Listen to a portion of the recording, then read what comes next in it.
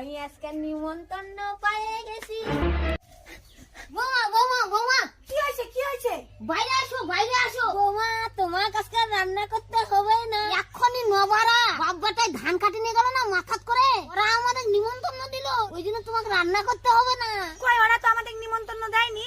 Novak করলাম নবা, এবার আমাদের নবান্নর পোশাক খাওয়া হবে না রে নবা। আমার কি সুন্দর লাগে নবান্নের পোশাক খেতে।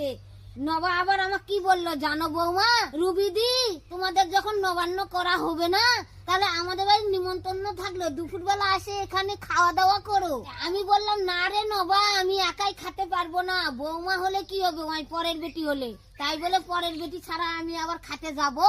তো বলেছে কি তাহলে তোমার বৌমাকে নিয়ে আসো। দেখলেন তো কেমন করে নিমন্ত্রণটা আদায় করতে হয়। তুমি তাহলে ঘোরা কিছু জানেন না।